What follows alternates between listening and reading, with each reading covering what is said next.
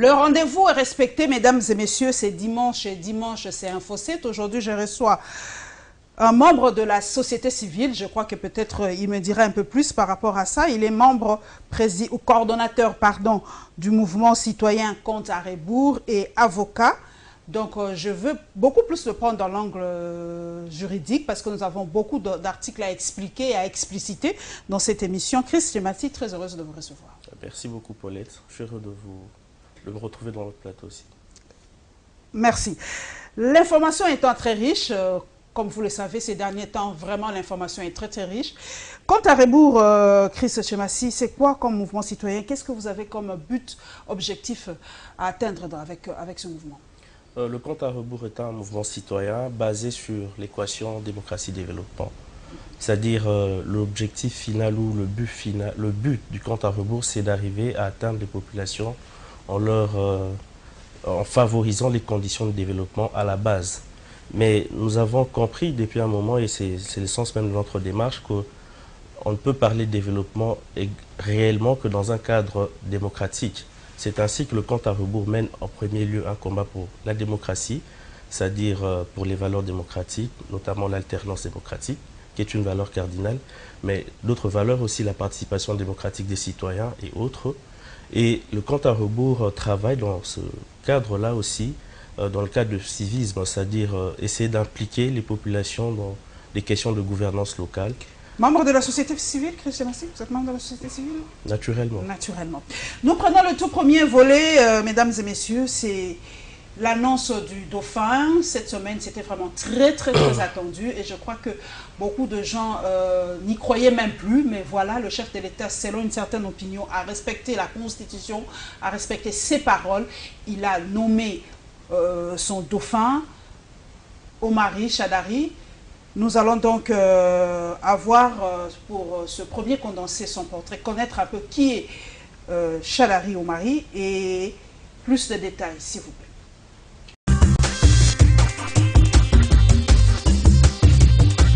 Emmanuel Ramazani Chadari a vu le jour un certain 29 novembre 1960, 5 mois après l'indépendance du Congo belge à Kassongo, dans la province du Maniema.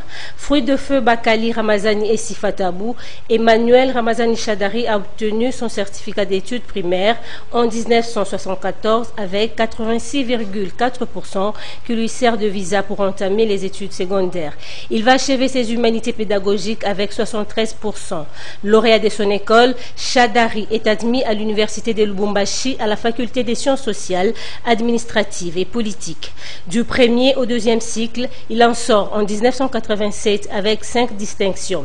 Il est de ces faits surnommé coup sur coup par ses contemporains. C'est avec la mention la plus grande distinction qu'il termine son troisième cycle en sciences politiques et administratives à l'université de Kinshasa où il est doctorant depuis 2015. Marié à Wivine Ngweli et père de 8 enfants, Emmanuel Ramazani Chadari fut assistant et directeur général d'enseignement et universitaire, acteur de la société civile au Maniema et à la Conférence nationale souveraine, administrateur de territoire, assistant puis administrateur du territoire titulaire, vice-gouverneur puis gouverneur du Maniema de 1998 à 2001 sous Mzee Laurent Désiré Kabila. Membre cofondateur du PPRD en 2002, il en devient secrétaire exécutif national en charge du processus électoral et de la discipline de 2005 à 2015.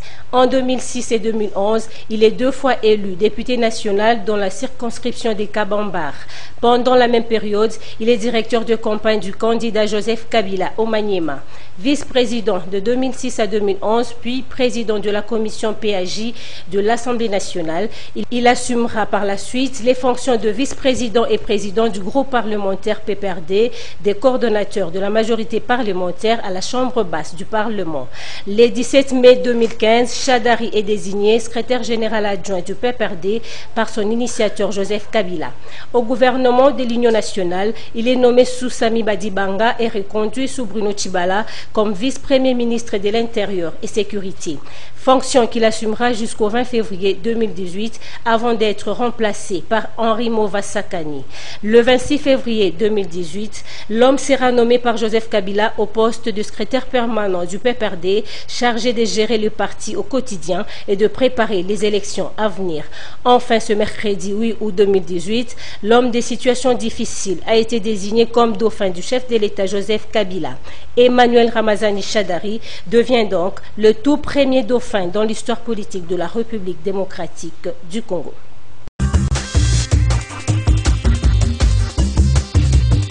Christian Massi, est-ce que vous vous attendez, vous, à ce que cela soit Shadari Omari comme dauphin? Pour être sincère, non du tout. Vous vous attendez à qui, personnellement, comme dauphin de Kabila? Vous avez quoi? Vous avez qui comme candidat pour vous? Vous espérez avoir qui comme un dauphin de Kabila? Je n'ai pas de nom, mais je pensais quand même à un homme autour du président Kabila qui aurait pu avoir Matata, plus de carrure, je ne sais pas. Minakou, Je ne sais pas, mais plus de carrure. Pour vous, Shadari n'a pas de carrure, il ne représente pas le Congo, il ne peut pas être chef de l'État? Vous savez, il n'a pas cette carrure de chef de l'État? Je pense qu'il faudrait apprécier cette question à l'aune de deux éléments, c'est-à-dire un homme d'État ou un homme politique. Il faut l'apprécier à l'aune de deux éléments, c'est-à-dire ses qualités intrinsèques, compétences et intégrité morale. Et côté compétences, on a vu, hein, notre consoeur Léonie Kabenguen nous a donné tout son parcours, donc de ce côté-là, peut-être côté compétences. Je me réserve de le dire, mais maintenant côté intégrité morale, vous et moi, nous savons que M. Shadari a fait des sorties médiatiques dernièrement qui ont froissé la conscience commune, la conscience publique. Ça, c'est quand même un fait établi. Mais beaucoup de ses pairs ont dit que le Shadari, secrétaire général du PPRD, ne sera plus le Shadari dauphin. Il peut muer, il peut muter, parce qu'il a maintenant une autre prestance, une autre qualité. Il est dauphin, il est probable président de la République, donc il ne sera plus la même. Écoutez, il sera plus le même, pardon. Les qualités morales que je viens d'évoquer sont inhérentes à la nature de l'homme. Donc qu'on soit huissier ou président de la République, on doit garder ses valeurs morales. Ça, c'est important. Donc il n'y a aucune mutation à opérer là-dessus. Le monsieur est tel qu'il est. Donc ça, c'est un fait établi. Deuxième chose, quand je disais il y avait deux éléments. Le deuxième élément, c'est il faut que ce soit un homme qui soit à même de porter les ambitions du Congo. Notre pays est grand. Je pense que le pays exige de nous quand même de la grandeur et nous devons rayonner au niveau mondial, au niveau sous-régional, régional et au niveau mondial. Il a été quand même reçu par le président sud-africain quand il est venu. Cyril Ramaphosa a fait plus de 45 minutes seul à seul avec Shadari. Donc qu'on le veuille ou pas, on sent aussi qu'il peut être le prochain président. Hein. Le fait d'être reçu par un chef d'État ne veut absolument rien dire. Mais les intérêts du Congo sont très complexes. Et ces intérêts devraient être portés par une personne qui a la carrure nécessaire et qui pourrait les défendre face à ses pairs au niveau mondial. Ça, c'est extrêmement important. Et je pense que M. Shadari n'est pas les épaules suffisamment larges pour supporter le poids de la République démocratique du Congo, parce que notre pays est grand et très beau. Faisons la comparaison. Quand Joseph Kabila est arrivé au pouvoir, il avait 29 ans, si je ne me trompe pas. Il était, si je peux me permettre, vraiment novice dans la matière. Mais quand même, Shadari a été, nous avons suivi son parcours, ministre de l'Intérieur, secrétaire général du PPRD, ADT, administrateur du territoire. Donc, il connaît quand même un tout petit peu c'est quoi la gestion de la République. Donc, vous ne lui donnez même pas le bénéfice du doute, Christian Massi? Aucun bénéfice du doute dans la mesure où les éléments que je viens d'évoquer sont cumulatifs. Ce ne sont pas des éléments ce ne sont pas des éléments alternatifs. C'est-à-dire que vous devez avoir ces éléments ensemble. Il faut que ces éléments soient mis ensemble dans l'homme qui doit diriger ce pays. Et les compétences seules ne suffisent pas. Et là encore, il faut, je pense qu'il y a des questions à se poser. Il a été ministre de l'Intérieur, il n'a pas brillé. Ça n'a pas été le ministre de l'Intérieur le plus brillant de la République. Il a quand même calmé la situation au Kassai. Avec le cas Mona Sampou, il est quand même allé là-bas. Et les répressions, les diverses répressions qu'il y a eu à travers la République pendant qu'il était ministre de l'Intérieur. Pour vous, vous comprenez quand même le choix de Kabila. J'ai un juriste avec moi aussi. Il y a des gens qui disent que Kabila veut jouer à la Poutine. C'est lui le même, bon, ce nom-là, Medvedev, je parviens jamais à le prononcer. Voilà, est-ce que c'est vraiment ça? Vous faites aussi cette lecture-là que Kabila a choisi le maillon faible autour de lui, quelqu'un qui ne peut pas lui faire de l'ombre, est-ce vrai?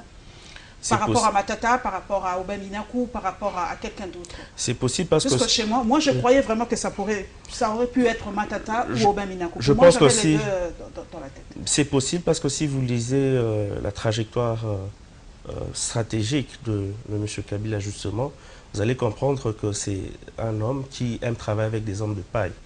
Hein, c'est-à-dire, passez-moi l'expression, je reste avec l'expression des hommes de paille. Vous voyez tous les premiers ministres qui se sont succédés depuis 2006 ou 2007, vous comprenez qu'il n'y a eu aucun premier ministre avec une personnalité forte. Pourtant, si vous lisez la Constitution... Même pas Matata Ponyo? Non, vous n'y croyez pas?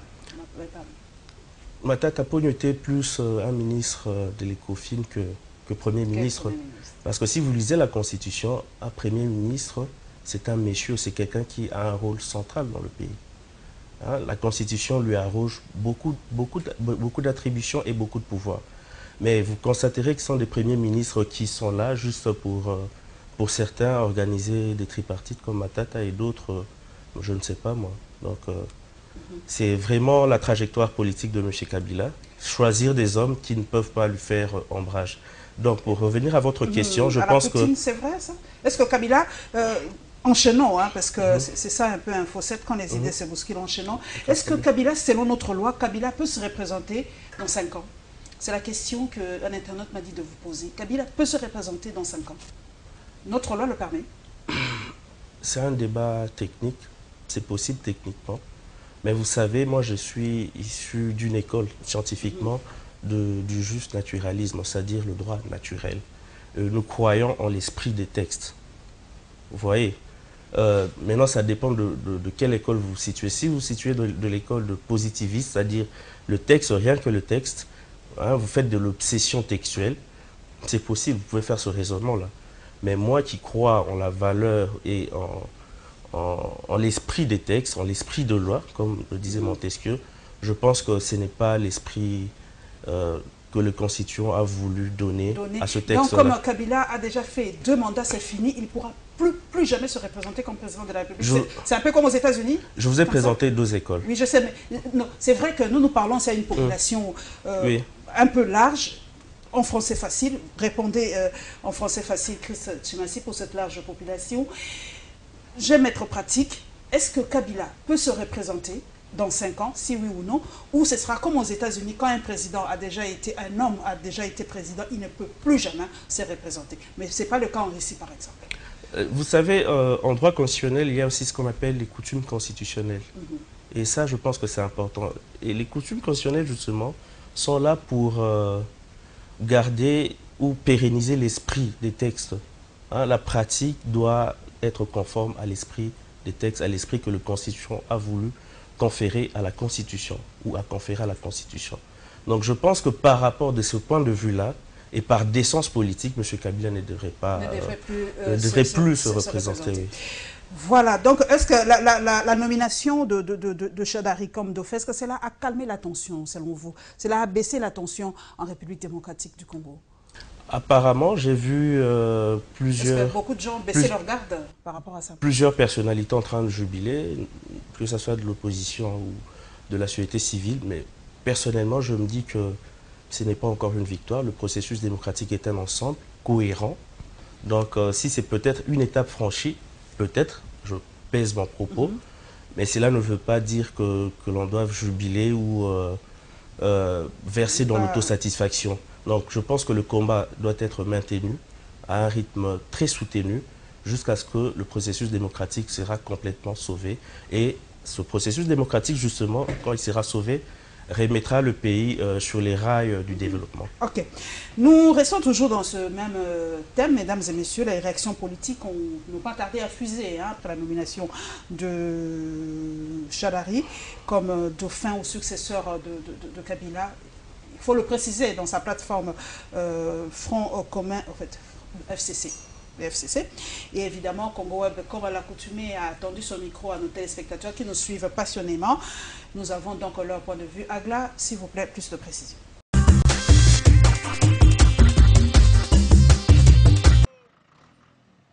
Certains qui nous ont interrogés à ce sujet saluent l'acte posé par les présidents de la République, celui d'avoir honoré sa promesse du respect de la Constitution. Je dis ceci, mes impressions sont bonnes, du fait que c'est ce que tout le monde entend pour le président de la République. Il a quand même montré sa bonne foi de présenter un dauphin.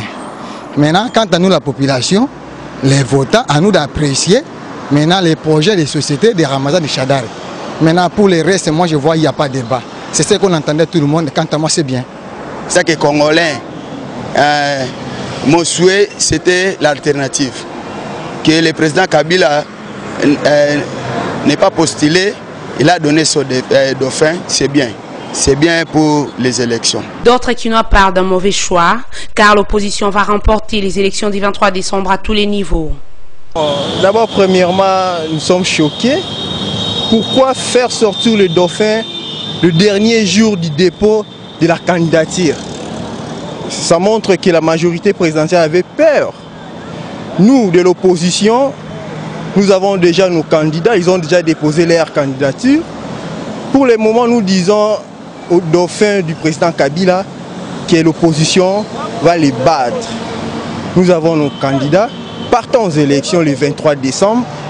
Nous sommes prêts, on n'a pas peur. Le peuple va choisir son nouveau président de la République et nous sommes prêts. Nous souhaitons bonne chance à tous les candidats, mais je sais que l'opposition va gagner, va rapporter les élections. Pour rappel, Emmanuel Ramazani Chadari est membre du Front commun pour le Congo, coalition formée autour du président Joseph Kabila. Le choix d'Emmanuel Chadari comme candidat du FCC à la présidentielle ressort des 4 noms qui ont été proposés au chef de l'État. Cet homme est l'incarnation de cette plateforme. C'est en ce terme que s'est exprimé le professeur Eli Kambokolo quelques heures après sa désignation. La procédure de sélection des candidats, le chef de l'État avait demandé aux différentes composantes du Front de lui proposer 4 noms, 2 noms d'hommes et 2 noms de femmes. Et donc c'est dans cette liste qu'il a choisi quelqu'un qui incarne l'idéal que représente le Front commun. Emmanuel Chadari, dont les viseurs de la communauté internationale, ce membre du FCC souhaite voir l'Union européenne s'occuper de ses affaires. Le Congo doit balayer les sanctions internationales parce que c'est aux Congolais de faire le Congo. Il faut se souvenir que la première fois que la communauté internationale est intervenue dans les affaires du Congo indépendant, ça a été une tragédie. La tragédie s'appelle Lumumba. La tragédie s'appelle aussi la sécession du Katanga. Donc nous disons, et c'est la charte du Front commun qui le dit, la politique du Congo se fait aux Congolais. Parlant de la candidature de Kinkie Mulumba, l'historien indique que Chadari est le mieux placé. Il estime par ailleurs que les conditions seront réunies pour la transparence des élections. Kinkie a choisi d'être candidat, on verra le score qu'il va faire. Nous pensons que notre candidat est bien placé pour l'emporter. La seule élection récente qui soit crédible, je dirais, c'est l'élection du président de la République en France. En revanche, si vous prenez ce qui s'est passé aux États-Unis par plusieurs fois, ça n'est jamais parfaitement transparent. Donc on peut faire confiance à la CENI, qui est un organisme technique compétent, que les élections se passent convenablement. Le professeur Eli Kambokolo espère voir la paix régnée en RDC après les élections que de vivre la contestation des résultats finaux comme ce fut le cas en 2011.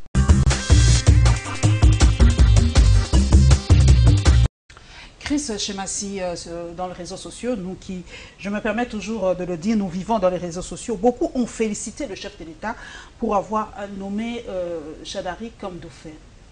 Est-ce qu'on doit le féliciter réellement pour vous? Mérite-t-il nos félicitations? Est-ce qu'on doit féliciter une personne qui remplit ses obligations? Non, je ne pense pas. Il n'est pas allé au-delà du cadre de ses obligations. Il est même en retard par rapport à ses obligations. Donc, il ne mérite pas de félicitations à mon sens. Mais cela a permis quand même de décrisper la situation, parce que Kabila aurait pu faire comme les autres en Afrique centrale, hein, Chris Chemassi, il aurait pu faire comme Kagame, rempiler pour un 3e mandat, comme Sassou, comme Paul Biya, comme les autres, mais il a quand même tenu à respecter cette constitution, comme il a dit, donc il est quand même si vous ne voulez pas le féliciter, là quand même... il a quand même tenu ses obligations, Christian. Là, il faut le reconnaître quand même. Mais pas jusqu'au point de le féliciter, c'est ce que vous voulez dire. Vous savez que depuis 2016, donc après décembre 2016, la Constitution est en violation continue. Et je pense quand même peut-être qu'il faut souligner que c'est un pas, minime soit-il, mais c'est un pas quand même. Mais j'invite la population et l'ensemble de l'opinion nationale et internationale à plus de vigilance.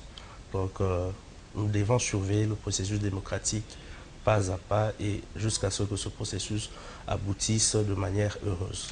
Il y a beaucoup de gens, et surtout l'opposition, beaucoup de ténors de l'opposition qui traitent Chadari de frétin, de menu frétin, qu'on va le battre à plate couture. Est-ce que pour vous, l'opposition doit vraiment baisser sa garde ou vraiment le match maintenant a commencé? Est-ce qu'on doit sous-estimer Chadari aujourd'hui? Pourquoi on donne cette impression de le sous-estimer? Je pense que le sous-estimer serait une grosse erreur politique et les opposants, surtout les grands leaders, doivent arriver à se mettre d'accord, à se mettre ensemble. Je viens récemment de l'Est du pays où j'ai eu à parler avec des gens, les Congolais profonds vraiment, là je discutais avec eux librement. Je peux vous assurer que le Congo est malheureusement, je fais ce constat amer, le Congo est encore clivé sociologiquement.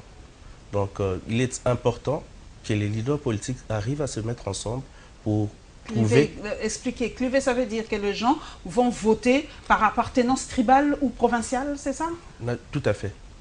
C'est pour cela qu'il y a une certaine opinion qui disent que le fait que Kinki Moulumba ait déposé sa candidature, les membres du FCC, c'est une façon de casser la cohésion dans l'ex-Grand Bandundu. Vous partagez aussi ce point de vue? Parce qu'au Grand Bandundu, nous avons plus ou moins 5 déjà candidats originaires de cette province. C'est une façon de casser le Bandundu?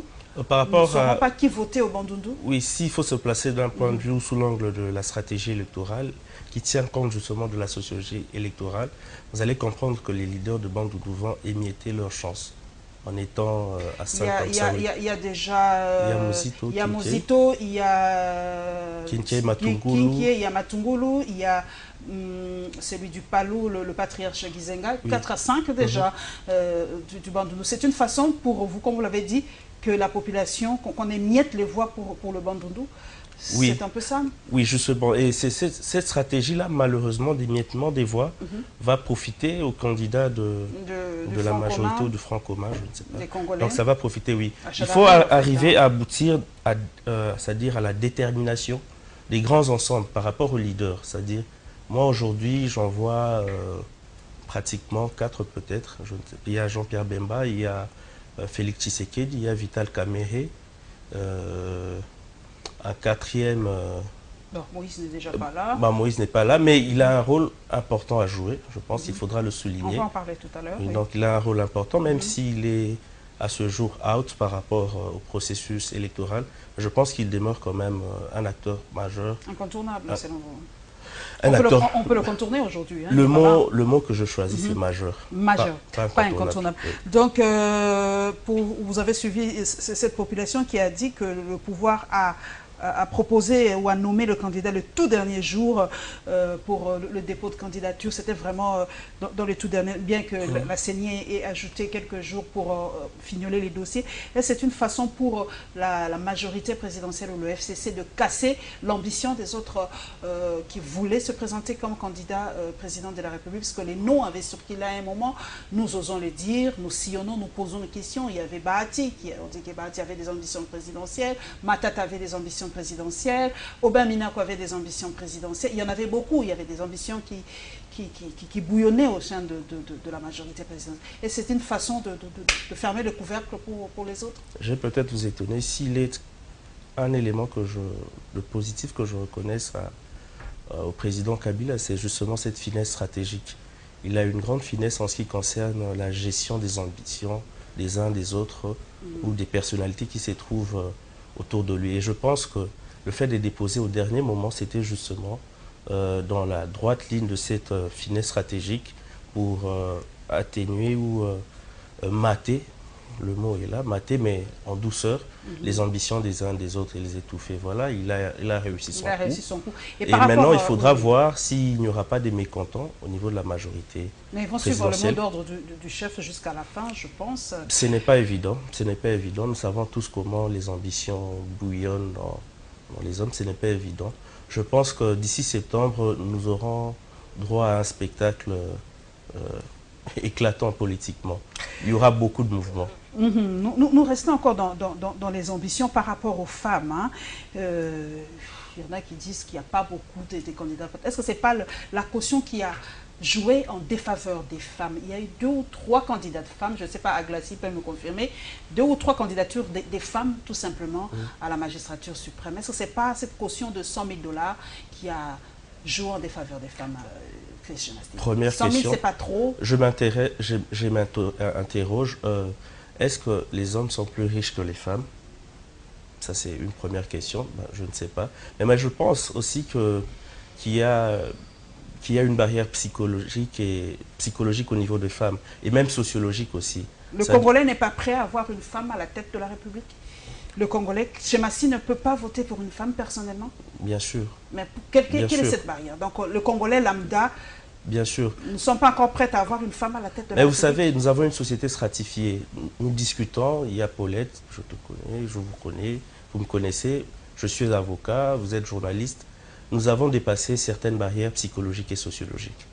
Mais maintenant, la majorité des électeurs sont à la base. Il faut aller parler avec ces gens-là. Ils ont quelle mentalité? Est-ce qu'ils sont prêts à avoir une présidente de la République? Ça, je ne sais pas. Mais le problème aussi, c'est au niveau des femmes. Moi, je l'ai toujours dit, les femmes doivent être en mesure d'exprimer librement leurs ambitions. Les femmes s'auto-limitent et ça, c'est extrêmement dangereux. Les hommes aussi les limitent. Hein. Quand vous êtes marié, quand votre mari dit non, c'est fini, vous ne pouvez rien faire. Hein. Ça dépend maintenant du type d'homme. C'est ça aussi qui joue en faveur de beaucoup de femmes. Hein. Personnellement, je ne suis pas ce genre d'homme-là. Déjà, moi, je donne l'exemple. Aux États-Unis, il y a vraiment une bonne partie de la population qui voulait voir Michelle Obama candidate des partis démocrates, mais son mari, Barack Obama, a dit non. Donc, vous voyez que des fois, la femme, où il y a une population qui veut porter une femme, mais quand le mari dit non, la femme est soumise. Donc c'est ça aussi qui porte préjudice. Je vous prends maintenant dans l'angle juridique.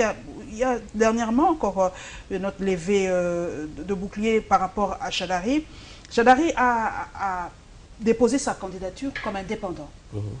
Mais il a encore déposé sa candidature à l'est de la République, à Kabambare, je précise, comme député, mais sous le label du PPRD. Et aujourd'hui, le bouclier se lève pour dire que sa candidature doit être invalidée parce que selon la loi électorale, il ne peut pas être en même temps indépendant et en même temps du PPRD. Est-ce que vous avez une lecture par rapport à ça? Parce que dernièrement, j'ai encore posé la question, on m'a dit que cette loi est caduque. Est-ce vrai? Je n'ai pas personnellement encore fait une analyse sur la question, mais par rapport à la logique, je me dis, voilà, qu'est-ce que la loi dit exactement? Est-ce que ça sera une candidature qui sera validée? Si c'est une candidature, c'est laquelle?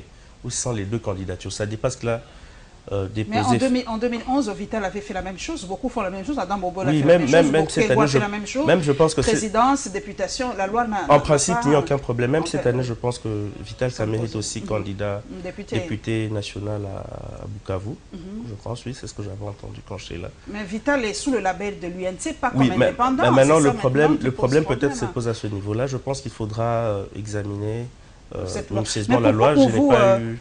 Pourquoi Chadari s'est présenté comme indépendant et pourtant il est le label FCC, il est du PPRD, il est secrétaire général du PPRD. Pourquoi il se présente comme indépendant? Beaucoup de gens se posent la question par rapport à ça. Il fait comme son chef Kabila à l'époque qui s'est présenté comme indépendant. Justement, c'est ce que je veux dire, c'est dans la droite ligne de la stratégie de M. Kabila. Mais je pense aussi que c'est pour essayer de rassembler un peu plus. Hein, c'est pour essayer de rassembler et c'est un peu dans ce sens-là. Mais politiquement, je ne trouve aucun inconvénient à cela. Ça sera à eux maintenant, au niveau de leur famille politique, de gérer cette posture-là. Nous allons à la CENI, comme vous le savez, c'est fini, hein, la clôture des bureaux, c'est fini, on ne peut plus déposer les candidatures, on a déjà clôturé. Et nous allons parler de la publication de la liste définitive de tous les candidats. Agla, s'il vous plaît, plus de détails.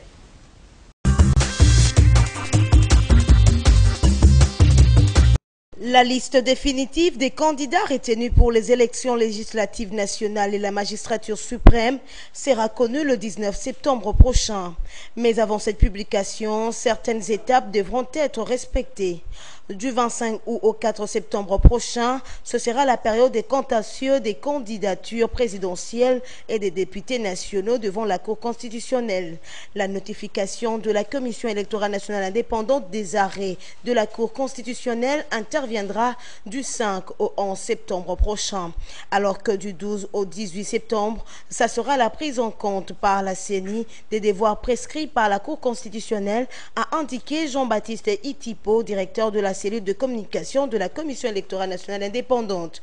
Cependant, la période du 14 au 23 août sera consacrée à la transmission à la Cour constitutionnelle des dossiers physiques des candidats députés nationaux et délibération par l'Assemblée plénière de la Commission électorale nationale indépendante. La publication des listes provisoires des candidats présidents de la République et députés nationaux est prévue pour le 24 août prochain.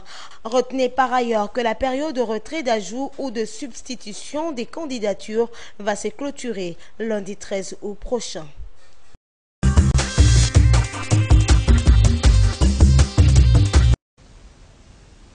Christian, revenons un peu parce que ça pose beaucoup de problèmes. Je reviens encore à la question, est-ce que la candidature de Chadari peut être invalidée selon ce qu'on nous a dit ce matin, qui ne peut pas être en même temps indépendant et membre du PPRD? Je pense qu'en l'état actuel de la législation congolaise en matière électorale, sa candidature ne pose pas de problème, hein, pour être sincère. Et il y a une disposition qui circule dans les réseaux sociaux. C'est faux. En fait, cette disposition existait, mais dans le projet de loi. Et lorsque l'Assemblée nationale et le Sénat ont adopté la loi, justement, on avait déjà élagué cette disposition. Donc aujourd'hui, cette disposition n'a aucune incidence sur la candidature. Donc, mesdames et messieurs, voilà la précision de taille. Donc, cet article que nous voyons circuler dans les réseaux sociaux a été proposé lors du projet de loi, mais ça a été invalidé. On a mis ça de côté. Donc, la candidature de Chadari ne pose aucun problème. Il peut se présenter comme indépendant et à l'Est comme membre du PPRD. Ça ne pose aucun problème.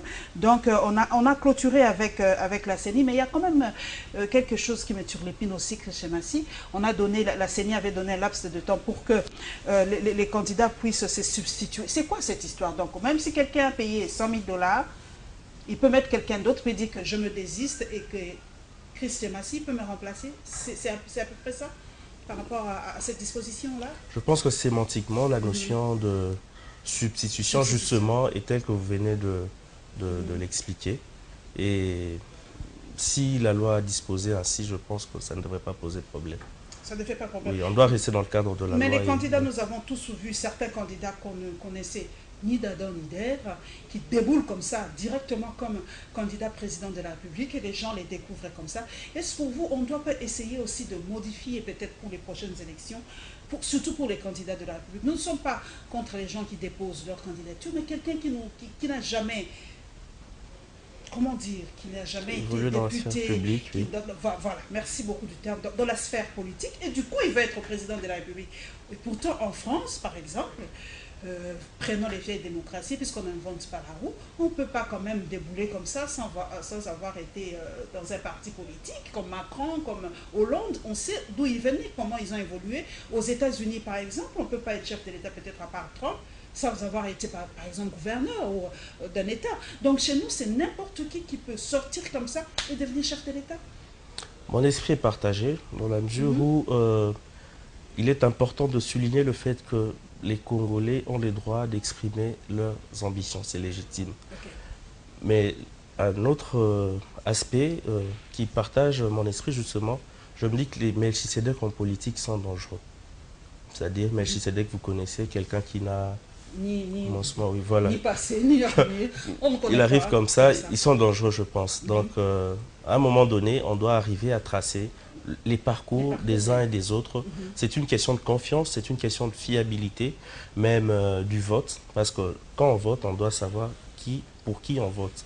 Ça, c'est extrêmement important, oui. Bon, peut-être ça sera pendant la campagne, oui. Mais quand même savoir mais il y a d'abord la traçabilité de qui oui, est qui. Il est important de souligner ou de rappeler le fait que pour une élection, il y a la dimension personnelle qui joue énormément. Et puis, il y a les projets. Parce qu'un bon projet porté par une mauvaise personne ne produira aucun fruit, aucun effet. Donc, je pense que la base, d'abord, sont les qualités intrinsèques de l'homme, c'est-à-dire compétence et intégrité morale. Et par compétence, la compétence ou les compétences sont un construit. Ça ne se décrète pas, ça se construit au fil du temps, au fil d'un travail assidu dans tel ou tel autre secteur. Par rapport à la jeunesse, vous êtes jeune, parce qu'aujourd'hui, cette notion de jeunesse, on sait très bien qui est jeune et qui ne l'est pas. Moi, je pense qu'à moins de 35 ans, on l'est encore, après, on ne l'est plus. Mais, bon, techniquement... Est-ce qu'être jeune, c'est un état d'esprit ou c'est physique? Parce que ça choquait beaucoup de gens dans les réseaux sociaux, voir le patriarche Gizenga comme candidat de la République, même si son fils dit qu'il est capable de gouverner. C'est ça maintenant. Est-ce qu'il ne faut pas aussi...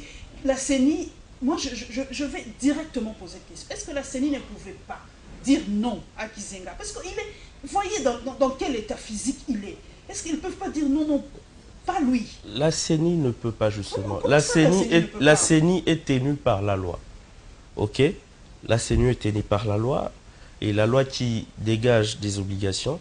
Et si la loi n'a pas disposé, ou la Constitution n'a pas disposé une limite d'âge par rapport au candidat président de la République.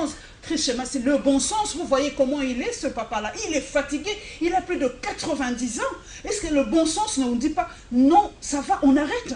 Mais moi, je vais vous partager quelque chose que je ressens personnellement. Je suis choqué par le comportement de son fils qui profite pratiquement de la sérénité de son père. Et exactement. Il a même, passez-moi l'expression, je pèse mon propos, il a... Bon, je voulais dire qu'il a menti, je ne veux pas le dire, mais il n'a pas dit la vérité en disant que M. Antoine Gizenga était encore fort et qu'il aurait démissionné pour d'autres raisons qui n'étaient pas liées aux questions de santé. Voilà. Mais pourtant, nous le savons tous, M. Gizenga lui-même avait fait des déclarations, c'était lié à sa santé. Donc, je pense qu'il est important d'avoir une bonne foi et une bonne morale pour accéder à... c'est-à-dire prétendre accéder à certaines fonctions. Notre loi, n'a pas mis une date limite pour être candidat par rapport... Déjà, pour le début, on connaît qu'il faut être âgé de plus de 30 ans, mais de l'autre côté, on n'a pas mis une limite. Quelqu'un de 100 ans ne peut quand même pas être... Justement, il n'y a pas de limite, mais je pense qu'en Ouganda, justement, il y a une limite et il y a eu la polémique autour de l'âge du président Museveni, justement parce qu'il y a une limite en termes de plafond. On doit avoir un plafond, si ça c'est important. On ne peut pas avoir 120 ans et vouloir diriger le pays parce qu'il faut avoir du tonus, il faut une certaine tonicité, il faut une vigueur pour diriger le Congo. Le Congo est grand. Moi, l'année passée, j'ai eu la chance de faire pratiquement le tour de la République. Je peux vous assurer, Paulette, le Congo est extrêmement grand. Il faut quelqu'un qui a de l'énergie pour le diriger. Il ne faut pas être trop jeune non plus. Avec le Congo, c'est vrai qu'on dit trop vieux, mais trop jeune aussi. Je ne peux pas voir 20 ans, non. 20 ans être chef de l'État tout de même. Non. Non, je ne pense pas. Il faut un certain âge où on estime que l'homme a une certaine maturité. Vous avez sillonné la République, vous le dites bien, mais allons maintenant à Lubumbashi. Cette semaine, vous avez suivi les tensions avec Moïse Katumbi, comment Moïse Katumbi a essayé par tous les moyens d'entrer en République démocratique du Congo, mais il n'a pas pu. Nous avons vu les réactions des deux gouvernements. Le gouvernement congolais a écrit au gouvernement zambien pour dire qu'il ne veut pas de Katumbi dans son territoire. Nous avons donc la réaction de Jean-Claude Bomba et la réaction de Dieudonné Moïse par rapport à l'entrée ou la situation de Moïse Katumbi. Nous suivons.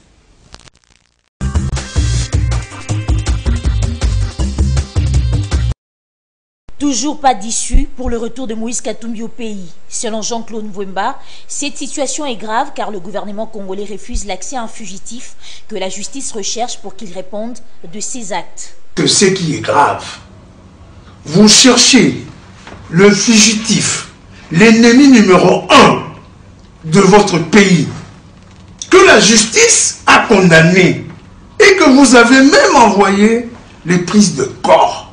Et le mercenaire arrive à la frontière, vous refusez de le faire entrer pour qu'il puisse répondre à ses actes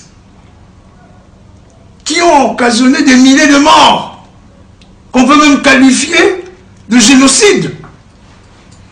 et vous le laissez partir. Pince sans rire, vous écrivez au gouvernement zambien que vous n'admettrez jamais que votre sujet puisse rentrer dans son pays. L'ex-gouverneur du Haut-Katanga demeure en Zambie. L'espoir s'envole pour ces candidats déclarés à la présidentielle lorsqu'on sait qu'on est à 2 jours de la présidentielle et à la députation nationale. Ce qui est vrai, c'est que M. Moïse Katumbi, il a sur lui un mandat de prise de corps d'ailleurs depuis plusieurs mois et que l'on attendait son retour pour qu'il puisse affronter la justice congolaise. Mais il s'est fait que, avant d'aller, comme vous le savez, c'était pour des raisons de soins médicaux. Et immédiatement après, la justice lui a signifié, à travers son avocat, qu'il avait la possibilité de rentrer et affronter la justice congolaise. Mais M. Katumbi ne l'a pas fait. Mais qu'est-ce qui s'est passé à Kasumbalesa le 3 et le 4 août dernier? C'est que M. Moïse Katumbi est venu, au lieu d'entrer dans le pays et affronter la justice congolaise, puis finalement présenter sa candidature à l'élection présidentielle, M. Moïse Katumbi a voulu forcer l'entrée à la frontière de Kasumbalesa. C'est ça la vérité. Puisqu'en principe, nous nous sommes rendus compte que l'objectif de M. Katumbi, c'était de vouloir se victimiser. C'est-à-dire qu'il donne l'impression à l'opinion qu'il a été victime de la non-tolérance du gouvernement congolais pour qu'il entre au pays. Lorsque l'on vient entrer au pays, rappelez-vous que quand il était parti, c'était par un avion médicalisé. Il est parti par l'aéroport de la Louano. Mais lorsqu'il rentre, il annonce qu'il entre également par l'aéroport de la Louano, et puis subitement le matin, lorsque les gens qui doivent l'accueillir sont à la Louano, à l'aéroport, lui entre par Kasumbalesa, et ce sont tous ces combattants, tous ces militants, tous ces fanatiques de tout puissant Mazembe qui vont traverser la frontière pour le prendre par force et le faire entrer au pays. Et là, ce n'est pas une entrée normale, mais qui demande. C'est la compagnie qui l'amène qui doit demander. C'est comme le cas de Mbemba. Mbemba, c'est sa compagnie qui a demandé. Et lui a écrit lui-même, sans donner aucun élément technique d'appréciation à l'autorité d'aviation civile. Donc ça ne pouvait pas se passer comme ça. Vous avez vu les images de tous les combattants de sa plateforme ensemble qui étaient déjà à la loi. Il y a un problème de dispositif sécuritaire qu'il faut prendre. Vous l'avez vu avec le retour de Mbemba. Donc ça devait se faire de la même manière. Et subitement, on dit non, ce n'est plus là-bas, c'est à Kasumbalesa. Et immédiatement, on le trouve à Kasumbalesa avec un passeport zambien. Tantôt les autres disent c'est avec un passeport israélien. Mais finalement, ce sont ces fanatiques qui traversent la frontière pour aller le prendre par force. Et là, ça ne se passe pas comme ça dans une république moderne et une république organisée. Tout a débuté ce dimanche lorsque les sympathisants de Moïse Katumbi ont investi les artères de Lubumbashi. Dans leur chant, ils scandaient les noms de Moïse Katumbi pour exiger son retour au pays.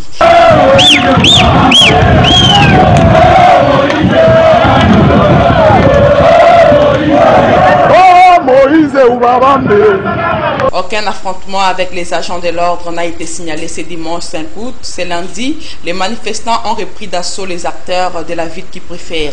Nos sources indiquent que les manifestants sont des jeunes du parti cher à Gabriel Kungwa Koumanza.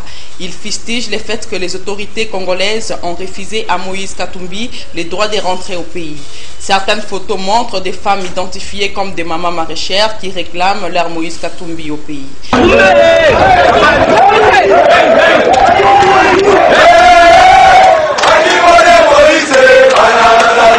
Plusieurs dégâts ont été signalés, des bus épinés brûlés ainsi que des voitures caillassées.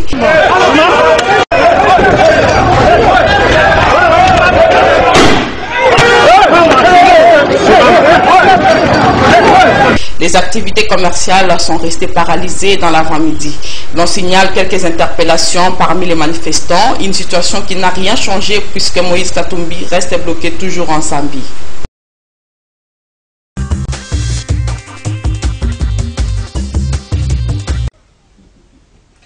Christ Massi, est-ce pour vous, vous avez aussi cette impression que Moïse Katumbi se victimise un peu trop?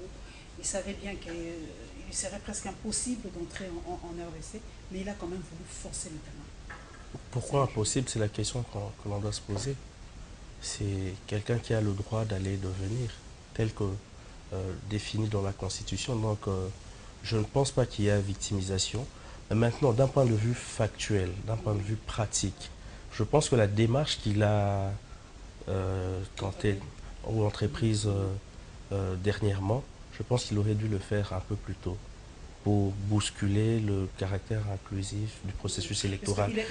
Il a attendu aussi les derniers jours, et c'était pas possible. Il aurait dû faire plus tôt. Ben, je pense que aussi il a été boosté par l'annonce de Jean-Pierre Bemba qui avait annoncé son retour. Vous vous souvenez que le jour où Jean-Pierre Bemba tient sa conférence de presse à Bruxelles, Olivier Kamitatou et maître Éric Dupont ont tenu une autre conférence de presse en France, je pense, pour annoncer le retour de Katumbi. Je pense qu'il l'a fait un peu par suivisme, par cette suivisme et une certaine effervescence qu'il y a eu autour de l'annonce de Jean-Pierre Bemba. C'était une erreur stratégique. Il aurait dû être autonome et avoir le courage de ses ambitions. Moi, je pense que M. Katumbi aussi a ce problème-là. Des fois, il manque le courage de ses ambitions. C'est extrêmement important quand on veut mener un combat politique ou quand on mène un combat politique d'avoir le courage de ses ambitions. Le courage de ses ambitions, est-ce que Katumbi peut accepter d'être en prison ici en République démocratique du Congo? Peut-être c'est ça. Pourra-t-il supporter la prison en RDC? Je sais que Chris a déjà fait la prison. Moi qui vous parle, il n'y a pas pire que ça. Pire que ça, c'était même pire que la prison. Des cachots extrêmement compliqués dans des conditions infrahumaines, mais je suis là, bien portant, je vous parle. Et je vous regarde les yeux dans les yeux. Donc Katumbi ne peut pas supporter ça? C'est peut-être ça aussi? Je ne sais pas. J'ai dit qu'il faut à un moment donné avoir le courage de ses ambitions pour mener un combat politique ou un combat public. C'est extrêmement important. Et ce n'est pas le propre des Congolais. Il y a eu, même en France, avec les De Gaulle et autres, ils ont eu ce courage-là pour faire aboutir leur projet. L'appel du 18 juin avec De Gaulle. Mais revenons, vous avez parlé de Jean-Pierre Bemba, faisons ce parallélisme-là, vous êtes juriste. Pourquoi le gouvernement congolais a permis ce retour de Jean-Pierre Bemba et on le veut en aucun cas de Katumbi? Et pourtant, eux deux ont des affaires avec la loi, ont eu des affaires avec la justice. Katumbi dit, je me présente, arrêtez-moi, je me permets d'imaginer. Bemba est sorti de la haie, il est venu. Pourquoi on accepte Jean-Pierre Bemba et on refuse Moïse Katumbi? Moi, je pense qu'il faudra, pour faire une bonne analyse, jeter un regard sur leur background politique. Jean-Pierre Bemba a mené un combat autonome, il n'a jamais été associé d'une manière ou d'une autre, si pas pour collaborer dans le cadre de la République avec M. Kabila, mais il n'a jamais été de la famille politique de M. Kabila. Donc c'est quelqu'un qui a mené son combat de manière autonome. Entre Kabila et Katumbi, moi je ne mâche pas les mots, donc entre Kabila et Katumbi, c'est une affaire personnelle aujourd'hui? C'est ce qui paraît en tout cas, au vu des faits, ça paraît comme une affaire personnelle. Et ils ont été ensemble, ils étaient très proches. Qu'est-ce qu'il y a eu? On ne sait pas. Est-ce qu'il y a eu des malentendus par rapport à certains, entre guillemets, intérêts financiers? On ne sait pas. Donc on ne sait pas le dire, mais il est une évidence aujourd'hui, on peut constater qu'il apparaît le fait qu'entre les deux hommes, il existe une affaire personnelle. Une affaire personnelle. Revenons à Jean-Pierre Bemba. Il y a encore des bruits qui ont circulé. C'est ça, les réseaux sociaux, c'est ça, l'Internet. Que Jean-Pierre Bemba, on peut aussi invalider sa candidature par rapport à cette affaire de subordination des témoins. C'est vrai. Est-ce qu'aujourd'hui, beaucoup d'avocats passent dans les plateaux de télévision, les uns pour, les autres contre, par rapport à cela? Mais moi, je crois que je reçois quelqu'un de neutre, je l'espère. Est-ce qu'on peut invalider Jean-Pierre Bemba par rapport à ce cas-là? Est-ce que notre loi parle de la subordination des témoins? Justement, merci. Je pense que vous recevez quelqu'un de neutre, effectivement, et le droit est neutre. Là, je parle en tant qu'avocat. J'avais même publié une tribune libre par rapport à la question. Je pense que je dois commencer par faire une affirmation. Techniquement, je vous en prie. L'éligibilité de Jean-Pierre Bemba est incontestable. Okay? L'éligibilité. L'éligibilité. Okay. Jean-Pierre Bemba est éligible au regard de la Constitution et de la loi électorale, spécifiquement son article 10. Les ténors de la majorité ont distillé des idées pernicieuses au sein de l'opinion pour faire une assimilation entre l'infraction de subordination de témoins et l'infraction de corruption. C'est pas la même chose. C'est pas la même chose. Bonnet blanc, blanc bonnet, non. Pas du tout. C'est qu'il faut, en droit pénal, le raisonnement est strict et chaque infraction a son régime pénal et a une autonomie. Ok, ce sont deux infractions distinctes. Je vais peut-être vous étonner. En droit pénal congolais, l'infraction de subornation témoin, existe bel et bien en article 129. Et le code pénal est vieux de plusieurs décennies, de 1949, je pense, si je ne me trompe pas. Donc, les législateurs, quand il élaborait la loi électorale, il avait la pleine latitude d'intégrer ou de mentionner l'infraction de subornation témoin dans son énumération absolument limitative. Mais il ne l'a pas fait.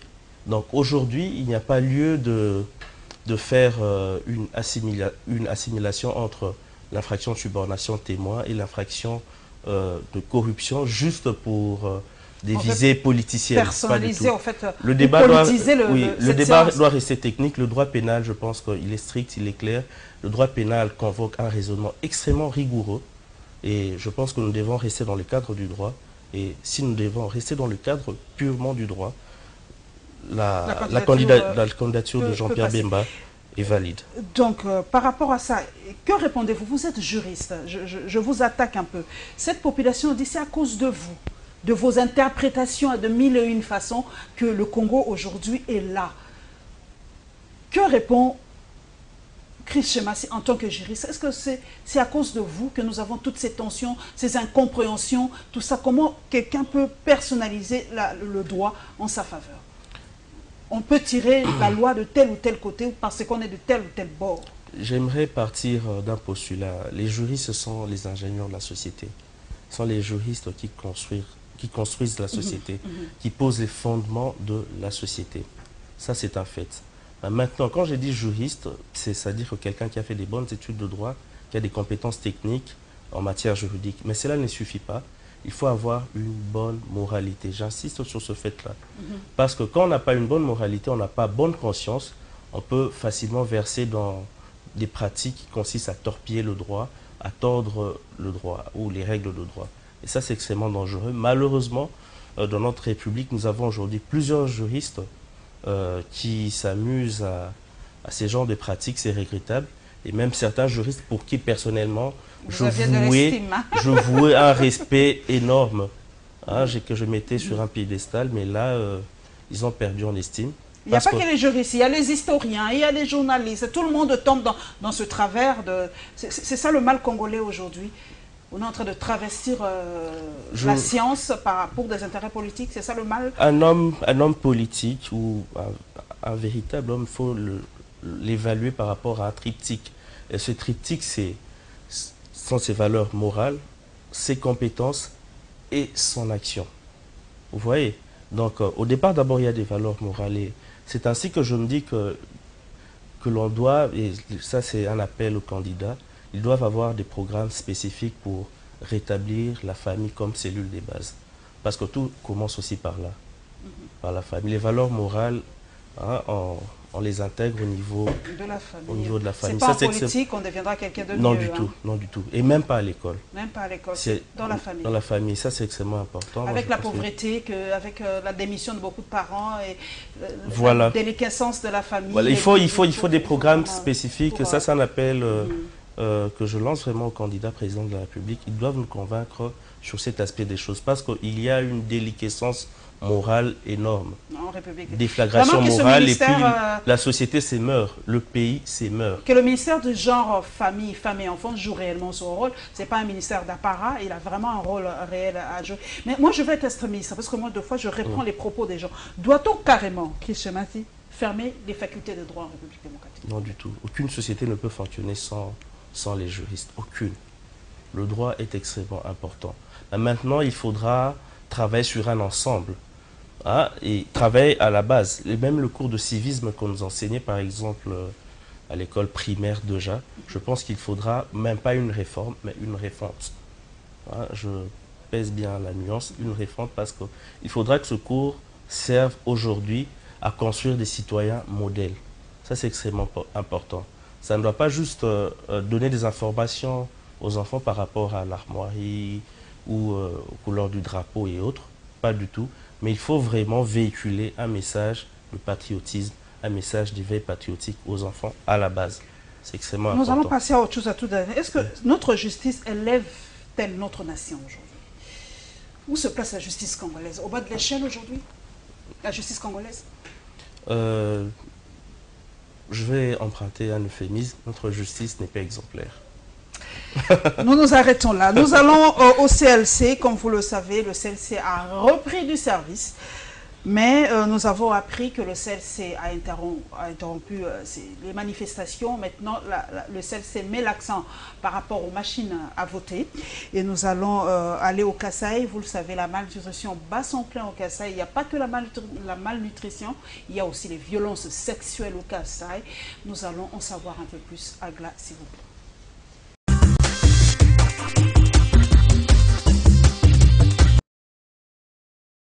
Titré août 2018, mois d'engagement patriotique et d'action pour la démocratie en RDC, les communiqués du CLC rendus publics le 6 août 2018 a déploré le fait qu'à 10 jours de la fin du dépôt des candidatures à l'élection présidentielle, aucun signe ne montre que le président Joseph Kabila va renoncer à son souhait de briguer un 3e mandat.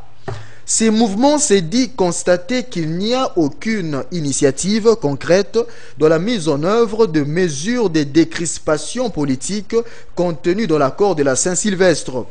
Tout au contraire, c'est l'inverse qui s'observe.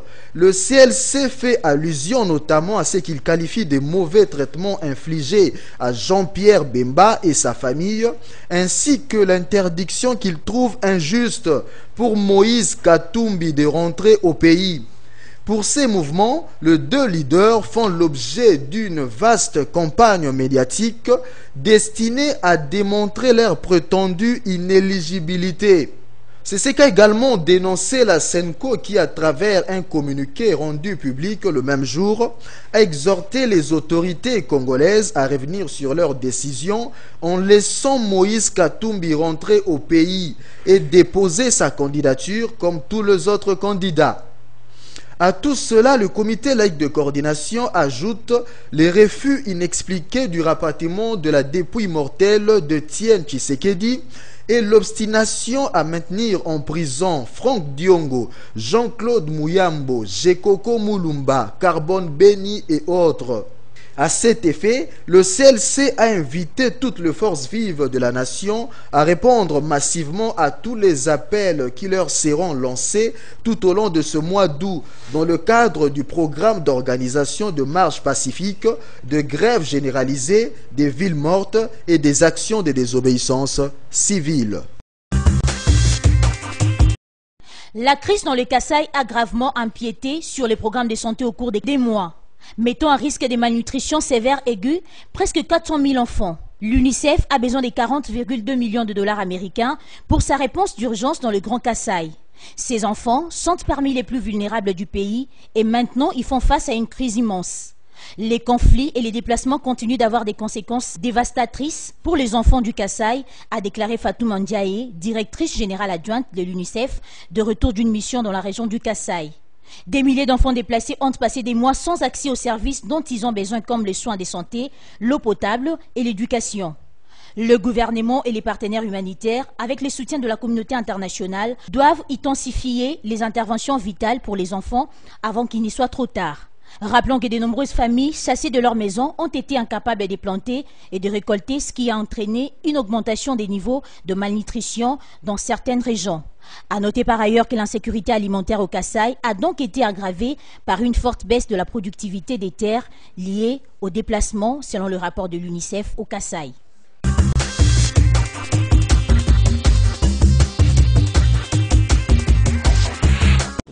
C'est j'assure. Est-ce qu'elle m'y balai? Vendredi ou samedi? Au vendredi. Ok. Chris Chemassi, le CLC. Pour vous, le CLC, comment je peux reformuler cette question? À garder sa ligne de conduite pour vous, le CLC.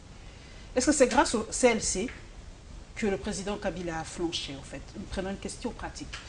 C'est grâce au CLC, aux marches du CLC? ou au combat du CLC que le président a flanché par rapport au dauphin? Je ne pense pas que c'est un effort collectif.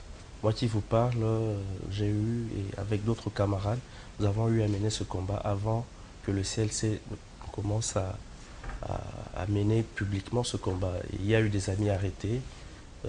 Les Caronnes qui sont toujours là. Qui sont toujours en détention. Même l'année passée, au mois de juillet, quand nous réclamions le calendrier électoral dans le cadre du casque, c'est-à-dire le collectif d'action de la société civile, avec composé des mouvements citoyens, Contarebourg, Lucha et autres, et d'autres organisations de la société civile, telles que ACAJ, AETA, voilà.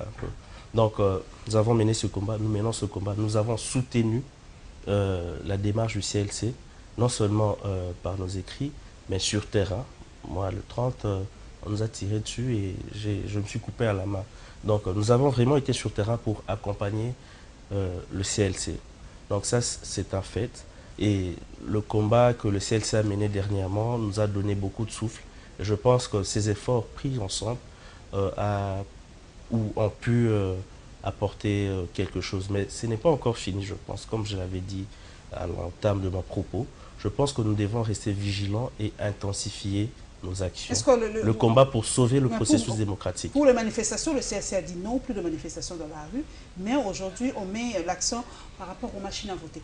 Pour vous, les machines à voter, là, est-ce que Nanga doit les mettre à l'écart ou quoi? Comment ça va se passer? Puisqu'il a déjà commandé plus de 50 000 machines à voter. Donc les élections se feront avec cette machine.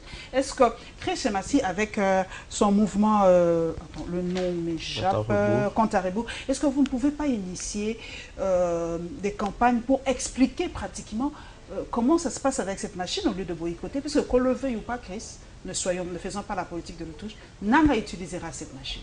Qu'est-ce qui va se passer alors? J'aimerais dire un mot. Quand on dit processus électoral, si vous me demandez, définissez le groupe des mots processus électoral, en un mot, je vous dirais processus électoral égale confiance. Le mot-clé, c'est confiance. On ne peut pas construire ou évoluer dans un processus électoral avec des bases de confiance brisées, complètement effondrées. C'est impossible. Et c'est là que je me dis que M. Nanga devrait faire un pas en arrière pour essayer de prendre des bonnes décisions pour rétablir la confiance entre les acteurs majeurs du processus électoral. Vous n'y croyez pas à cette machine, Chris? Non du tout. Je pense qu'il y a eu plusieurs reproches techniques qui ont été faits par rapport à l'égard de cette machine ou de ces machines à voter. Et dernièrement, il y a eu un calcul de Jean-Pierre Bemba fait par rapport le temps passé par rapport devant la machine, ça va. Vous voyez que plusieurs acteurs, oui, ce n'est pas seulement ça, même sur le plan informatique, plusieurs acteurs abordent rationnellement ou émettent des critiques rationnelles à l'endroit de cette machine. Donc ça pose problème. Et dernièrement, d'ailleurs, à l'Est, je crois, à Ouvira, il y a un monsieur, le nom m'échappe, qui a posté la photo d'une vieille dame qui était incapable de lire devant son écran par rapport à cette machine. Donc on a dû l'aider. Est-ce que pour les vieilles dames ou les gens qui souffrent, par exemple, des yeux, est-ce que ceux qui seront à côté ne peuvent pas influencer leur vote, en fait? C'est la question que beaucoup de gens se posent. Cette vieille dame ne sait pas qui est qui, ne sait pas lire.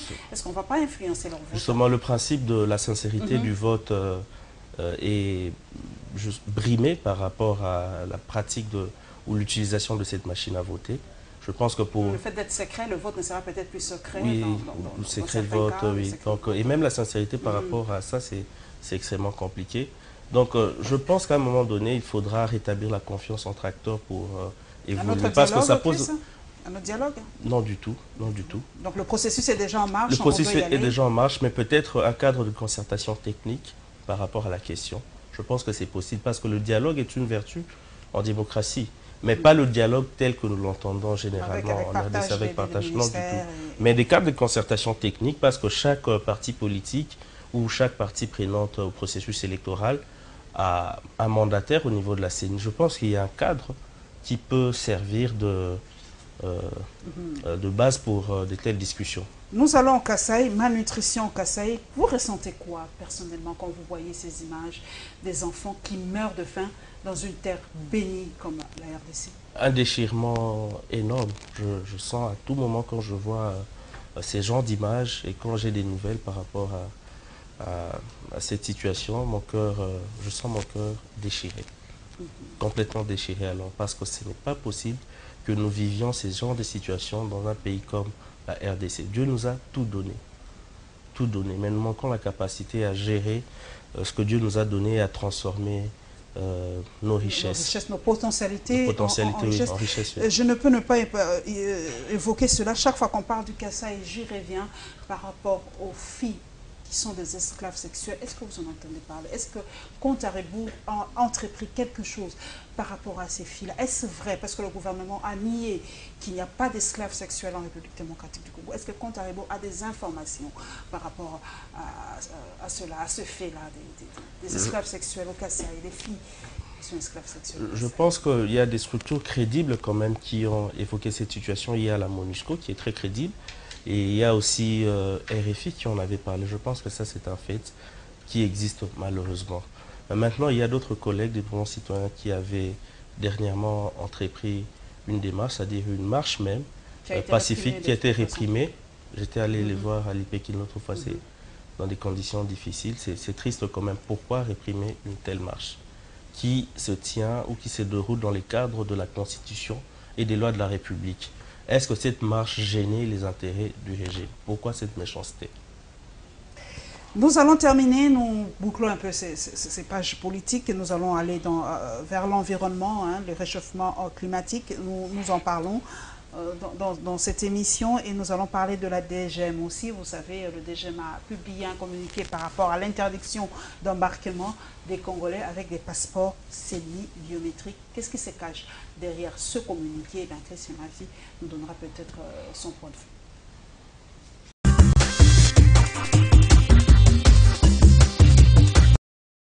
Selon ce document, toute personne détentrice de l'ancien passeport semi-biométrique ne pourra plus être embarquée dans un avion quelle que soit sa destination.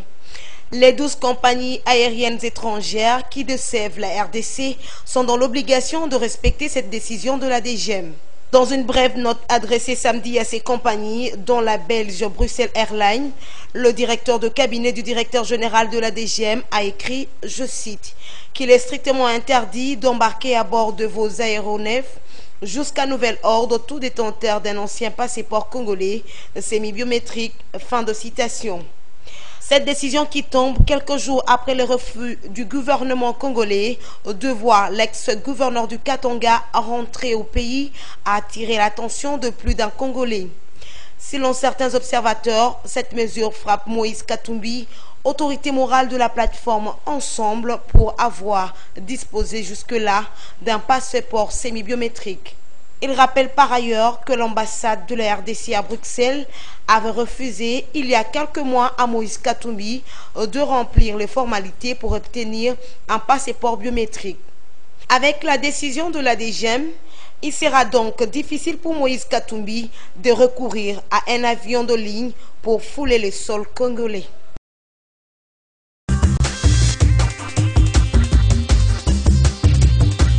Chris Semassi, est-ce que pour Moïse Katumbi, on doit sacrifier des milliers, peut-être des milliers d'autres Congolais qui possèdent ce passeport?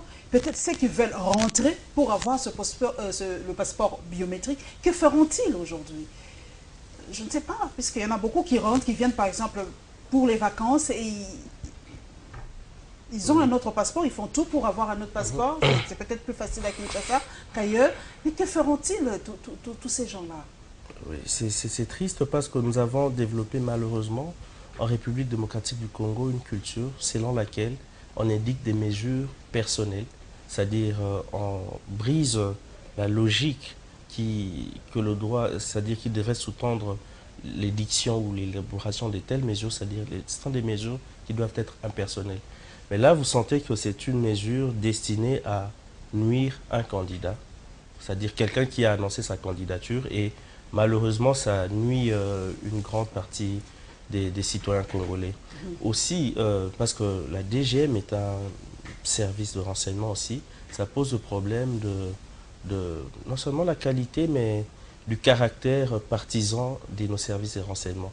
Les forces de sécurité, les services de renseignement doivent être républicains et ne doivent pas être au service d'un homme. Apparemment ici, pas apparemment, mais ça c'est un fait, et l'ANR et la DGM et l'armée, la police sont au service de M. Kabila, non en tant que président de la République, mais en tant qu'acteur politique, peut-être de la majorité ou autre. Vous comprenez que nous sommes dans une situation, dans un contexte, il y a confusion entre l'État et les intérêts d'un groupe politique. Voyez le ministre de l'Information qui annonce la désignation du dauphin. Ça, on ne sait pas savoir s'il le fait en tant que porte-parole du gouvernement ou membre du FCC. Et puis le FCC a été créé à l'issue, c'est-à-dire à la base, il y a eu un conseil de ministres pour créer le FCC. C'est aberrant. Juridiquement, c'est aberrant. Sur le plan du droit administratif et du droit constitutionnel, c'est aberrant, je vous assure. Ce n'est pas normal. Je pense qu'il faut qu'il y ait une séparation nette entre la République et les intérêts privés d'un groupe d'individus. Même s'il n'y a pas d'image par rapport au réchauffement climatique, eh bien, nous en parlons quand même. Est-ce que l'environnement de Kinshasa, le fait que nous avons coupé beaucoup d'arbres à Kinshasa, est-ce que cela a impacté sur le climat ou le microclimat de la ville de Kinshasa, selon vous? Énormément. Moi, j'ai grandi à Limete. J'ai fait mes études à Massamba. À Limete, quand on circulait, à une époque, il y avait beaucoup d'arbres et sur certaines avenues, on pouvait humer l'odeur des fleurs, et tout. Et ça, j'ai ressenti ça à Goma dernièrement et ça m'a fait plaisir. Ça m'a rappelé Limete. Aujourd'hui, quand vous passez à Limete, quand vous êtes à Limete, vous êtes complètement perdu. C'est autre chose. Je vous donne juste l'exemple des Limete, que je connais très bien. Vous voyez, et ça, c'est extrêmement grave. Je me dis, mais nos enfants, nos petits-enfants, vivront dans quel type de monde, quel environnement? Quel est le monde que nous voulons léguer à la postérité? Peut-être l'environnement est aussi relégué au second plan, hein, surtout par rapport aux candidats. Moi, je ne mâcherai pas mes mots. Peut-être quand nous ferons des émissions avec ces potentiels candidats, ce secteur-là est très très négligé en République démocratique du Congo, les partis écologiques et tout ça. Pourtant, c'est un secteur vital. Et pourtant, c'est un secteur c'est un secteur vital pour la nation. Et c'est là aussi que j'aimerais évoquer les rôles des journalistes. Vous avez ce rôle-là d'approcher ces acteurs pour leur demander, voilà, qu'est-ce que vous pensez de tel secteur et tel autre secteur. Et ça, c'est extrêmement important. Que doit-on faire pratiquement? C'est vrai que je ne sais pas si Chris, vous êtes candidat au fait? Non du tout. Ni à la députation provinciale? Non du tout, je ne suis pas... Qu'est-ce qui s'est passé? Pourtant, tout le monde s'est rue, c'est l'Eldorado, tout le monde veut être député. Comment Chris, avec un background comme ça, avocat et tout ça, pourquoi vous ne tentiez pas votre coup? Tout le monde tente aujourd'hui. Hein. Je ne fais pas confiance en ces processus électoraux et puis je me sens bien jusque-là dans la société civile à travailler auprès des populations à la base, les impliquer ou les sensibiliser sur des questions de gouvernance locale, de participation citoyenne et participation démocratique à la base parce que je pense que les développements doivent commencer par là. Le développement local, c'est une question qui me tient à cœur. Si je serais candidat un jour, peut-être au niveau local, à Limete. Oui, au niveau local. Pas provincial. Vous descendez quoi? Un peu plus bas, oui, conseil municipal, oui. Comme conseil municipal, peut-être plus tard. Oui. Mais c'est vrai que c'est mon rêve en fait. Le processus électoral, vous n'y croyez pas, peut-être vous êtes parmi les seuls, mais quelle lecture faites-vous de cet Eldorado, cette ruée vers la députation? Aujourd'hui, c'est tout le monde, hein, quand on regarde, c'est plus de 600 000 candidatures pour 500 places à peine à l'Assemblée nationale et quelques 200 places ou 300 au Sénat et quelques centaines de places à l'Assemblée provinciale. Comment t'expliquer Très chère Paulette, je pleure quand je vois tout ça. Parce que quand je regarde la qualité des candidats, je pleure. Vous savez, moi j'ai fait littéraire et j'aimais l'histoire romaine.